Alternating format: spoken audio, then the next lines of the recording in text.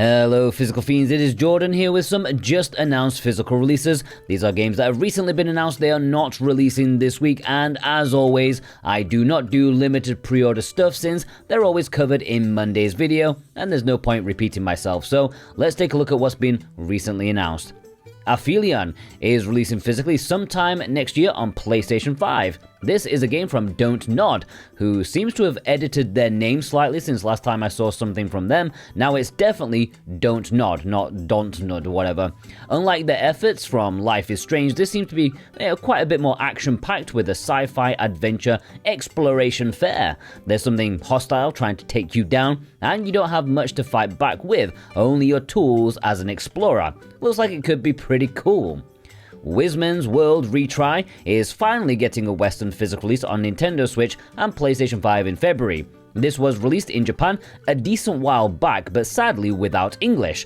That's despite the Steam release having English, but yeah, it's a cool looking RPG that I genuinely hoped would eventually get a Western release on consoles, and it is in both North America and Europe. Apparently, the North American version is being distributed by VGP. You can get it from them, but they will also supply other North American retailers. I guess even Clear River Games are now trying to stay clear of limited run. And yeah, I 100% prefer retail for a game like this. And if you want to pre-order it or any of the other games in this video, please consider using the links down below in the description and pinned comment. Any purchase made via those links massively helps support me and this channel in the best way possible. I do truly thank you ever so much. And VGP are a really good company. They have free worldwide shipping on orders over 75 Canadian bucks, which is like 54 American dollars, not that much, and you do support me in the most fantastic way possible. Let's see what else has been recently announced. Well, Shuten Order. This was a bit of a surprise. I did not expect the West to get this as a physical release.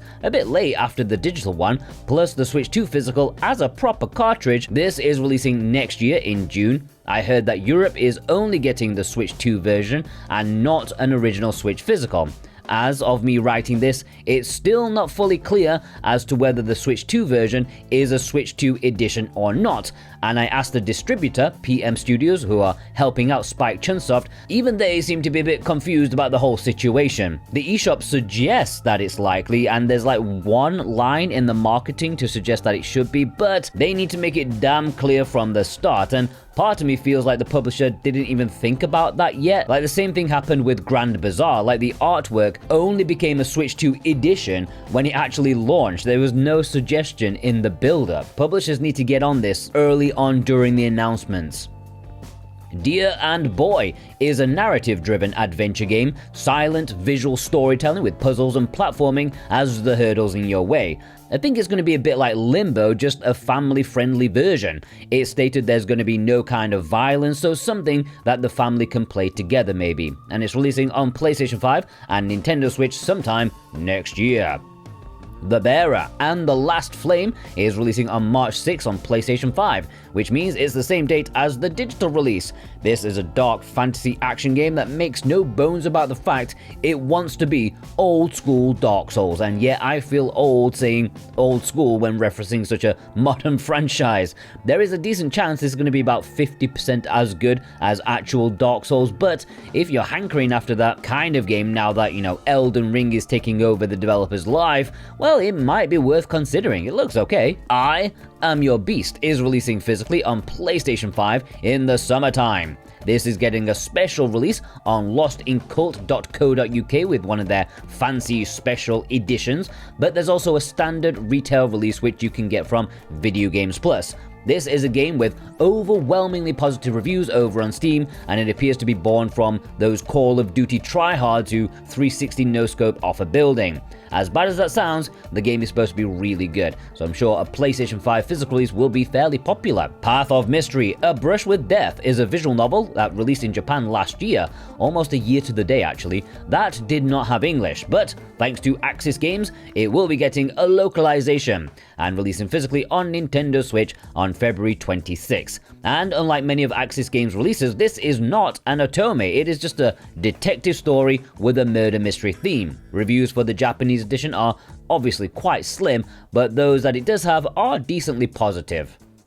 Now, before I get into the latter half of this video, if you are new here and you love physical video games, hit that subscribe button, okay? It will be the best thing you do today, I promise you that. Can I make it to 33,000 subscribers before the end of the year? That is going to be a bit of a stretch, but I could do it with your help.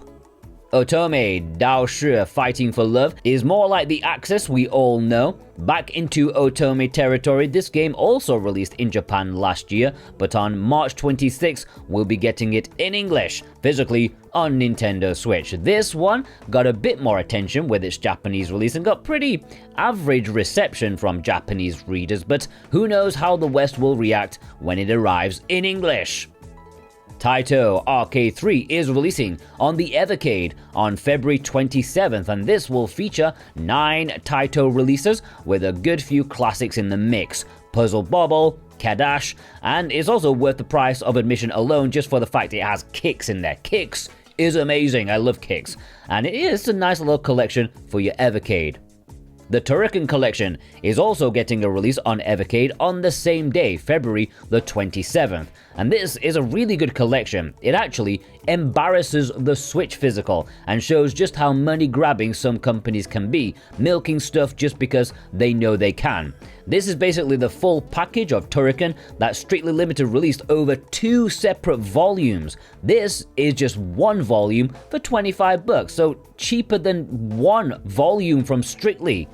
This has all the original Turrican games plus the alternative versions like the Director's Cut, the Score Attack version. Pretty cool. And if you pre-order these 2 Evercade games together in the special bundle, you'll get them shipped for free, which is always nice. Alright, let's take a look at a couple of import announcements, only 2 that have popped up, and these are games that so far only have Japanese announcements, but you know, they could get a Western release in the future, who knows. But if you want to pre-order them, you can do so from Play Asia, and if you click my Play Asia link, you should be able to get 5% off with the code Jordan2025. Castle of Shikigami 3 is getting released in Japan on April 23rd next year. No word about English, and you know, there is plenty of time for a Western physical announcement, but so far, only Japan has been announced for this, and it was a bullet hell shooter, the final game in the series, and it previously released on the Nintendo Wii back in the day, alongside the arcade version. It looks cool, but I think the next thing I'm going to talk about will be a far more interesting prospect, because Castle of Shikigami Trilogy is releasing on the same day in Japan, and this contains Castle of Shikigami 1, 2, and 3 all together, plus some bonuses like soundtrack CDs.